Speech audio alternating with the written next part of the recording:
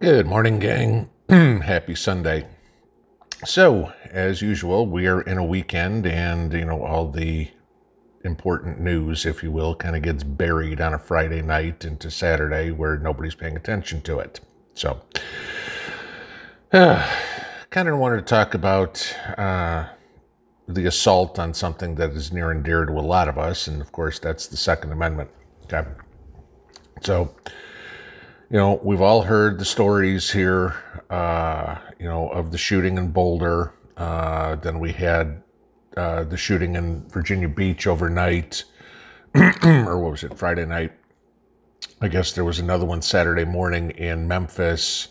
So I get it, all right? People shoot people when they have guns. Totally get that, all right? What I want to kind of go into here a little bit, and again, this is how, like I say constantly, tip of your nose stuff, all right? Whatever Washington is trying to do with the taking away assault weapons, which I find absolutely hilarious because Washington doesn't even know what the definition of an assault weapon is. So there's an issue. And these extended background checks, well, I don't know, but anytime I've ever gone to buy anything, they run a background check on me. I wait the 20, 30, 40 minutes or whatever it takes, and here you go, you're clean. Okay, no problem, because I'm not running around like an idiot doing drive-bys or whatever it is. So I don't have any problems because I'm one of those people that doesn't exist. A responsible owner. What do you know? Okay. Now, I completely understand that you have innocent lives lost. And I totally get that, and my heart breaks for every person that was in the grocery store or in the mall or any of the people in the spas and everything that's happened in some of these recent shootings. Okay. But again, you have to watch what the media does here and how they play along and try to panic everybody. All right. Now, according to, and again, this depends on definitions. All right. What's considered a mass shooting. Now, by some of these organizations, there have been supposedly 76 mass shootings in the United States this year. Okay, with 78 people dying. Okay, now, in this particular one, what they consider a mass shooting is any time that one person, one weapon, if you will, injures/kills more than one person, two or more. Okay, so therefore it's a mass shooting. Well, congratulations, you just defined every weekend in Chicago. All right, so, your definition of mass shooting and, wackos out there doing this is not the same. So, sure, the guy who went into Boulder, the guy who went into the spas, the guy who hit Virginia Beach, yeah, okay, criminals, and something's wrong, something's got to be done to stop them. Totally get it.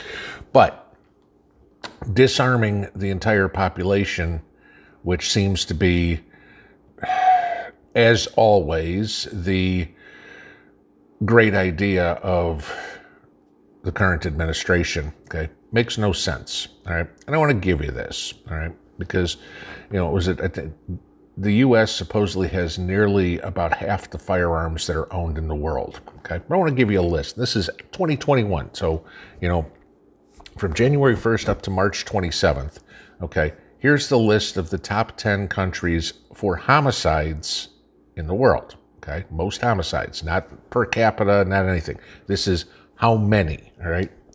Venezuela's 1, South Africa's number 2, Brazil is 3, Colombia, Mexico, the Congo, Uganda, the Philippines, Russia, Iraq, Nigeria, Peru, Ethiopia, Tanzania, Yemen, Afghanistan, Ukraine, Argentina, then the United States.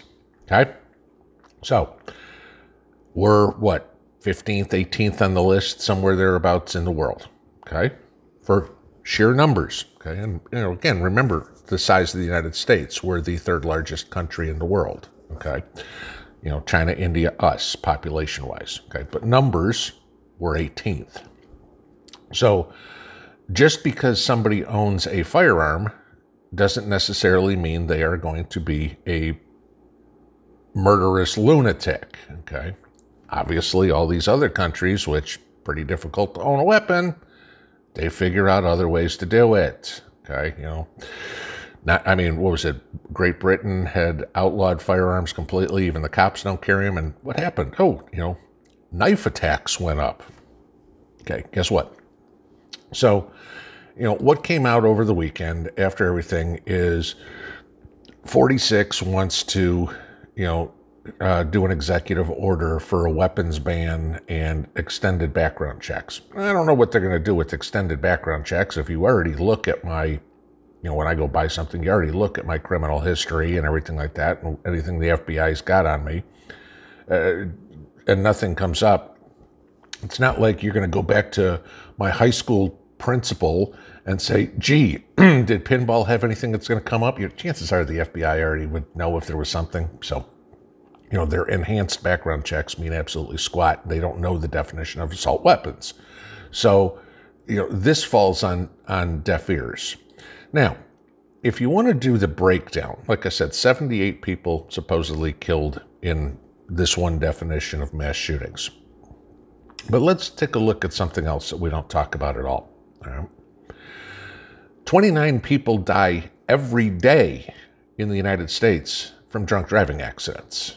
Okay, but we're not taking cars away from everybody. We're not outlawing alcohol. We tried that in the 1920s and it didn't work. Okay,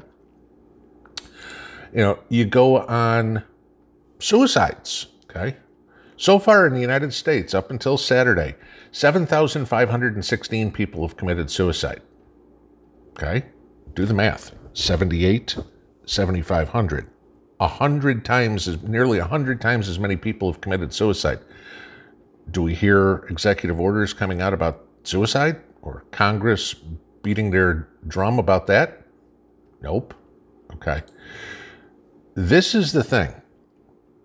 And this is what we all need to stand up for, because we talk about it all the time. Is Beto O'Rourke going to come knock on our door, whatever it would be?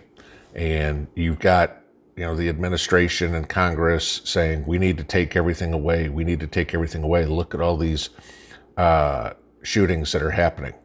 I get it. The shootings are tragic. And I'm not denying that one bit. Okay. But here's the two things that I see on this. One, the bad guys aren't turning in their weapons. Okay. So all you're going to do is take it away from the good guys. Okay. Because if you think the gangs, the Bloods and the Crips and MS-13 are going to go, oh, here you go, you're sadly mistaken. Okay, so that's not happening. So there's the first flaw in the can't think past the tip of your nose. But here's a better idea. Why not, instead of making all these gun laws more restrictive, why not make them less restrictive? Because, after all, an armed society is a polite society.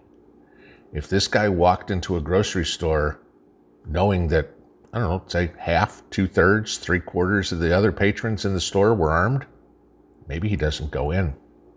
Okay? If the shooter that hit the spa realized that, maybe the receptionist or the masseuses or whatever were armed, maybe they don't go in. Okay, this is the thing. You put gun-free zones out there, and that is like the biggest open calling card to a lunatic, because they go in and go, cool, I know nobody in there can defend themselves, so it's all me. Remember, guys, every one of these people are cowards. That's why they do these things. Okay, they have huge self-esteem issues, and this is their way to get their 15 seconds of fame and martyrize themselves or whatever it would be. But, maybe we should be talking to our congressmen instead of stopping these, just stopping these laws that they're trying to write. Maybe completely back them out and say, you know what? Maybe we should be like Switzerland, where everybody's required to own a firearm. Okay? Because last I heard, which is never, okay, there aren't a whole lot of mass shootings in Switzerland. Why? Because everybody's armed. And after all, like I said before, an armed society is a polite society. Have a good Sunday, y'all. Pinball out.